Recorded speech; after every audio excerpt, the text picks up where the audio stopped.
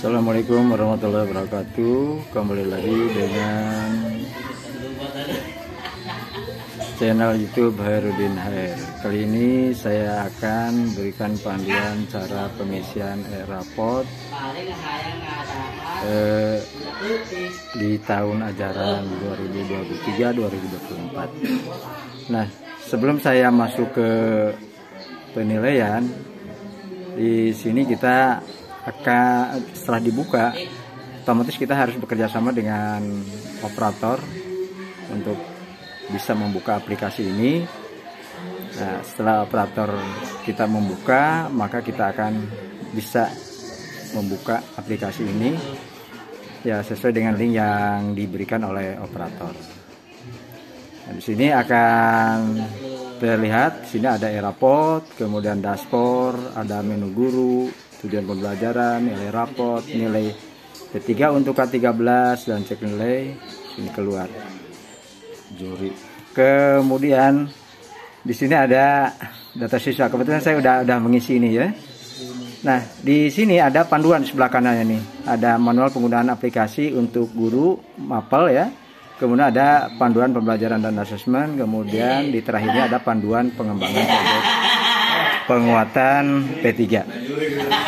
Nah, di sini kita harus membaca bagaimana cara ininya. Tapi sepertinya untuk poin yang manual penggunaan aplikasi dan panduan pembelajaran dan asesmen ini semua kita hampir sudah paham. Nah, kita lihat di panduan pengembangan proyek ini. Nah, setelah dibuka ini, kita akan bisa bertemu dengan ini. Ya, di sini dalam panduan P3 untuk profil pengembangan pengembangan profil pelajar Pancasila. Ini ada di P3 itu apa yang harus kita masukkan di situ. Karena di situ ada tema-tema yang kita pilih. Ya, banyak, ada, kalau tidak salah ada 6 tema di sini yang harus kita pilih. Tadi ada di halaman berapa ya? Lupa saya.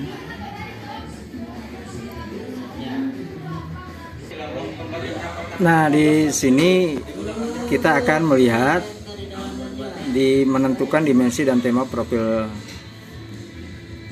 pelajar Pancasila. Di sini dijelaskan bahwa setelah kita buat tim fasilitator dan kepala satuan pendidikan menentukan dimensi profil pelajar Pancasila yang akan menjadi fokus ya. Jadi fokusnya kita ke dimensi yang mana dalam profil pelajar Pancasila yang 6 itu dalam 1 tahun ajaran yang sedang kita laksanakan ya, dan berjalan. Nah, di sini tim fasilitator dan kepala satuan pendidikan atau kepala sekolah ini memilih dimensi tersebut. Ya, ada saran di sini bahwa untuk memilih itulah 2 sampai 3 dimensi yang paling relevan untuk menjadi fokus yang sasaran proyek profil pada satuan pendidikan ya, pada satu ajaran itu.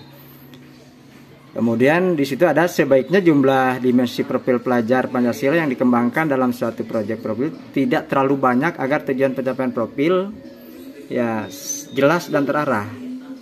Nah, setelah penentuan dimensi sasaran ini akan dilanjutkan dengan penentuan elemen dan subelemen yang sesuai dengan kondisi dan kebutuhan peserta didik di tahap pengembangan modul proyek ya, profil. Nah, apabila pimpinan satuan pendidikan sudah berpengalaman menjalankan kegiatan berbasis proyek, jumlah dimensi yang dipilih dapat ditambah sesuai dengan kesiapan tingkat satuan pendidikan. Itu bisa ditambah ya elemennya. Kalau kepala satuan pendidikan sudah punya pengalaman dalam proyek itu. Oke, baiklah kawan-kawan, kita lanjutkan. Nah, kita sudah paham itu ya. Kemudian setelah itu kita masuk ke tujuan pembelajaran. Nah, di dalam tujuan pembelajaran ini ya kebetulan saya sudah ini di sini kita ada tambah tujuan pembelajaran. Di dalam tujuan pembelajaran ini apa yang akan kita masukkan? Tentunya kita harus lihat di kurikulum kita, ya. TP-nya ada berapa di situ, kita masukkan di sini. Nah, kebetulan saya sudah ini, kita masuk ke fase D ini ya. Nah, ini karena kelas 7 ya, kelas 8. Nah, ini tinggal diindikan saja, kita isi. Ini misalnya yang sudah saya isi. Oke, setelah ini selesai, maka kita harus klik simpan. Di bawahnya sini ada simpan, klik simpan. Nah, simpan data. Kalau tidak disimpan nanti pekerjaan kita hilang. Setelah ini selesai, maka kita masuk ke nilai raport. Nah, berarti kita memasukkan nilai raport. Kelas berapa yang kita ajar? Nih, ya. Kebetulan saya ngajar di kelas ini, kelas 8. Ya, ABCD. Nah, kita tinggal klik. Ya, karena tadi ini, maka kita pilih pelajarannya, pilih semesternya, ya, mapelnya tadi apa. Kebetulan bahasa Indonesia. Nah, kita lihat ini semuanya udah ini. Ya, sudah diisi. Nah, kita ngambil misalnya siswa, kita kasih angka nilai berapa. Kemampuan dia di mana? Nah, ini kita klik. Kalau kita anggap bahwa TP yang diukur tercapai dengan optimal, ya maka kita ini 71 apakah optimal, semua TP bisa dia kuasai oleh siswa tersebut atau gimana? Nah, kalau misalnya ada di sini tidak optimal misalnya, maka di sini kita klik di TP yang sebelahnya, TP yang diukur dan perlu peningkatan. Nah, ini. Itu ya. Oke, selanjutnya sampai selesai. Nah, ya, sampai selesai, dan tentunya di sini jangan lupa di ujungnya paling bawah lah klik simpan. Kalau tidak disimpan, data kita hilang. Nah, itu sampai selesai kelas berikutnya yang kita ajar dan kita harus beri nilai. Kemudian kita input nilai P3 untuk K13. Nah, di sini klik P3, klik kelas juga. Ya, saya kembali lagi sini, klik P3, ya sini. Itu P3, kemudian di situ klik ada input nilai. Setelah input nilai, maka keluar sini, pilih kelas, pilih semester, pilih dimensi. Klik. Kita ambil 8A misalnya, pilih semester 1, kemudian kita ambil misalnya beriman dan bertakwa. Ya, dimensinya lah beriman dan bertakwa. Beriman dan bertakwa, maka kita akan lihat nama-nama siswa ini. Di sini ada elemen P3-nya, akhlak beragama, akhlak pribadi, akhlak kepada sesama, kepada alam, kepada negara. Gitu ya. Nah, kita tinggal pilih saja. Ya, kalau misalnya kita mau ngambil 2, ya 2. Kalau kita mau ngambil 1.